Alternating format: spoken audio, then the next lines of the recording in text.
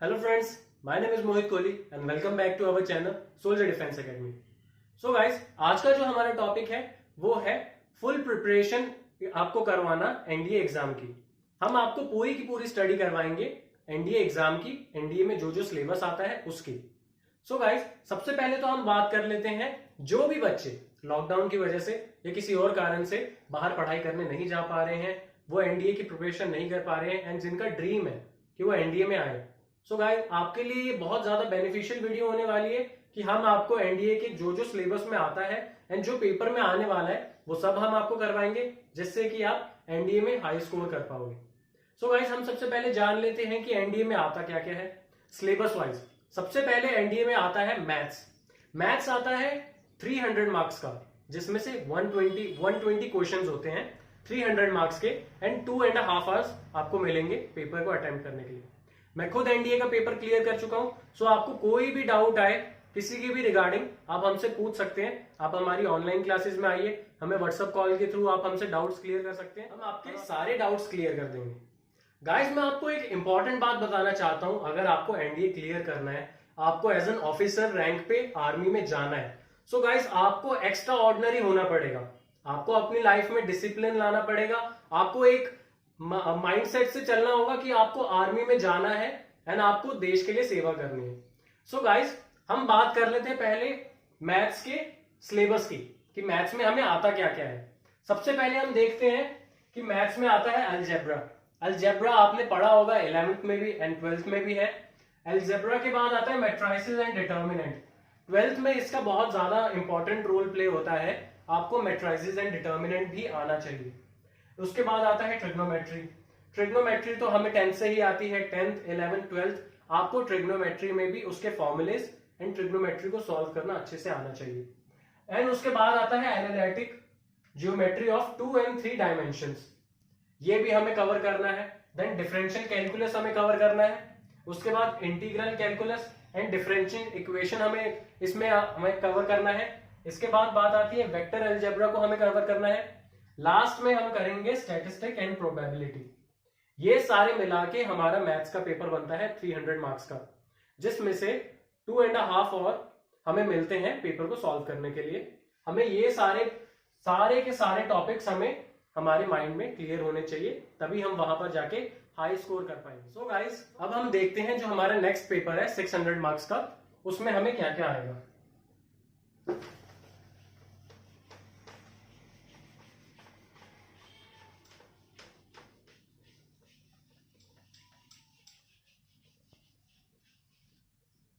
सबसे पहले तो हमें उसमें इंग्लिश आती है।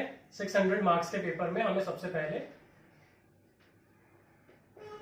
इंग्लिश पे बहुत ज्यादा ध्यान देना होगा। उसमें टफ वर्ड्स भी आते हैं, उनकी मीनिंग निकालना आते हैं। सो हमें इंग्लिश पे ज्यादा फोकस करना होगा। आप डिक्शनरीज को पढ़ा करिए, उसमें से जो जो टफ वर्ड्स आते हैं उनको देखा करिए, उन्हें समझा करिए। इसके बाद आता है जर्नल नॉलेज। गाइस, हमें जर्नल नॉलेज, जर्नल अफेयर्स, जो करंट अफेयर्स हो रहे हैं, इन सब के ऊपर बहुत ज्यादा फोकस करना है। पेपर्स में आता है कि जर्नल अफेयर क्या हो रहा है, कौन सा ओलंपिक कब हुआ था एंड कौन से मेडल कौन से देश ने जीते। तो ये जर्नल नॉलेज भी हमें बहुत अच्छे से प्रिपेयर करनी है। इसके बाद हमें पढ़ना है फिजिक्स।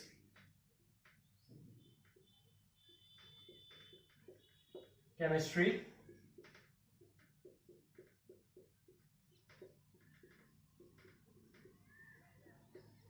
बायो,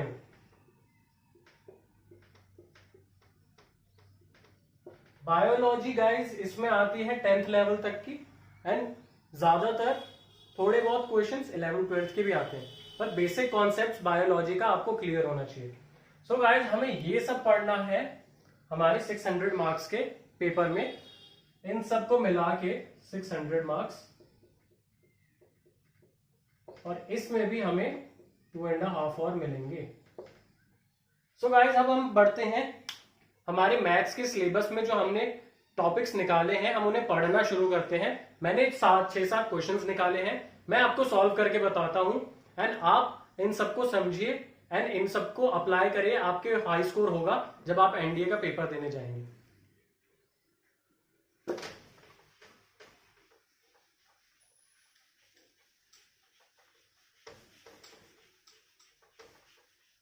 सो गाइस हमारा पहला क्वेश्चन जो है वो कुछ इस प्रकार है, इंटीग्रेशन का क्वेश्चन है ये हमारे। यहां हमें लिमिट्स दी हुई है, अपर लिमिट है -1, लोअर लिमिट है 1 एंड अंदर जो वैल्यू दी हुई है वो है x² dx। सो गाइस अगर हमें कभी ऐसा क्वेश्चन आ जाए वहां पर, तो अब हम इसे सॉल्व कैसे करेंगे वो देख लेते हैं। सबसे पहले गाइस आपको एक फॉर्मूला हमेशा याद होना चाहिए, इंटीग्रेशन में ये फॉर्मूला बहुत यूज होता है, integration of x⁴n dx is equals to, guys आप ये ध्यान से देखिएगा, xn+1 upon n+1। So guys आप देख रहे हैं ये x⁴n एंड x⁴2 ये दोनों चीजें सिमिलर है। सो हमें इस फॉर्मूले के अंदर वैल्यू पुट करनी है एंड हमें यहां पर आंसर मिलेगा। सो हम इसे ऐसे करते हैं, x⁴2 n की प्लेस पे हमने 2 पुट करा, dx एज इट इज। अब यहां पर x, लिमिट्स का क्या रोल है वो मैं आपको बाद में बताऊंगा, पहले हमें इसे अंदर वाले को फॉर्मूले से सॉल्व करना है। n की प्लेस पे हम क्या रखेंगे अब 2 + 1, नीचे भी 2 + 1। सो गाइज ये हमारा आंसर आया x⁴3 अपॉन 3। अब गाइज हम इसकी जगह ये रखेंगे एंड लिमिट्स को हम पुट करेंगे, x⁴3 अपॉन 3 -1 अपॉन 1, ये हमारी लिमिट्स है। अब हमें x की प्लेस पे पहले -1 रखना है, देन लोअर लिमिट रखनी है। एंड आप एक बात हमेशा याद रखें, upper limit minus lower limit होती है। सो सबसे पहले हम अपर लिमिट रखेंगे, हमने x की प्लेस पर रखा -1 अपॉन 3, अपर लिमिट हो गई, then lower limit minus lower limit, x की प्लेस पर रखा 1⁴3 अपॉन 3। गाइज अब हमें इसे नॉर्मली सॉल्व करना है, क्योंकि ये ऑड में है पावर तो ये साइन चेंज नहीं होगा, यहां पर आएगा -1 अपॉन 3 और यहां पर -1, यहां पर क्या आएगा, इसकी पावर भी ऑड में है तो चेंज कुछ नहीं होगा, क्योंकि 1 की पावर में कोई भी वैल्यू आ जाए 1 की पावर 1 ही रहेगी, 1 में कोई चेंज नहीं आता। सो गाइज इसका आंसर हो गया -2 अपॉन 3। इस फॉर्मूले से हमने ये आंसर निकालना है एंड ये हमारा रिक्वायर्ड आंसर है, ये हमारा रिक्वायर्ड आंसर है। अब हम नेक्स्ट क्वेश्चन की तरफ बढ़ते हैं।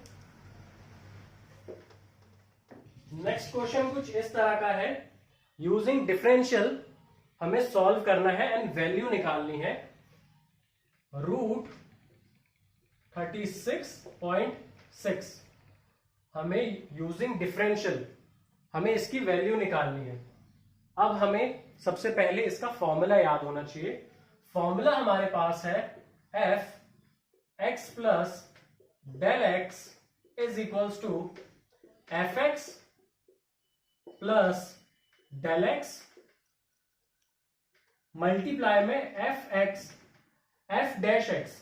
घबराने की कोई बात नहीं है, मैं आपको समझाता हूं इसे कैसे सॉल्व करना है, कौन सी वैल्यू किस में पुट करनी है, मैं आपको अभी समझाता हूं। आप ध्यान से देखिए इस क्वेश्चन को। सबसे पहले तो हमें इसे ब्रेक डाउन करना है एंड सबसे पहले हमें x की वैल्यू निकालनी है। हमारे पास जब ऐसा क्वेश्चन आ जाए तो सबसे पहले हम x रखेंगे 36 एंड del(x) जो है, del(x) है हमारा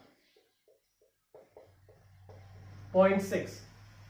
इतना क्लियर हुआ, ये x है, लेकिन यहां पर आता है √x, यहां पर सिर्फ x है ये।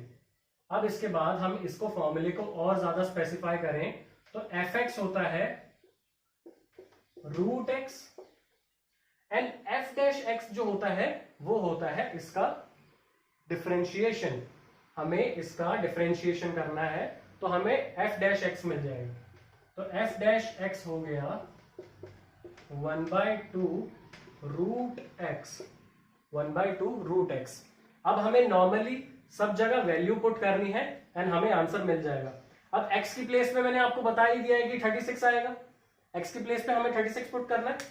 मैं आपको और क्लियर कर देता हूं, ये इस फॉर्मूले को और क्लियर कर देता हूं। fx की प्लेस पे हमने रखा √x plus del x. f dash x की प्लेस पे हमने रखा 1/2 √x। अब हमें इसमें सिर्फ और सिर्फ वैल्यूज पुट करनी है। x की वैल्यू है 36, यहां हमने पहले ही लिख दिया है, 36 पुट करी, प्लस डेल x की वैल्यू हमें पता है 0.6 अपॉन में 2, फिर से हमें x की वैल्यू पता है। अब हमें सारी वैल्यूज मिल चुकी हैं, हमने सारी वैल्यूज पुट कर दी है इक्वेशन में, तो अब हमें इसे सॉल्व करना है बस। √36 का क्या होता है? रूट इसका होता है 6, 6 का स्क्वायर होता है 36। अब 0.6 एज इट इज, फिर से √36 का रूट क्या होता है? 6। अब इसे नॉर्मली सॉल्व करने के लिए मैं आपको एक ट्रिक समझाता हूं कि यहां से अगर हम पॉइंट हटाएंगे तो नीचे हमें एक 0 लगाना पड़ेगा। क्यों? क्योंकि पॉइंट के बाद एक डिजिट है।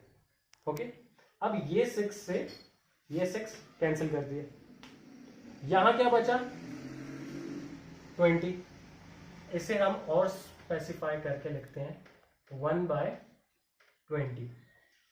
1 का 1/20th पार्ट होता है 0.5, 0.5 होता है, तो हमारे पास आंसर आ गया 6.05।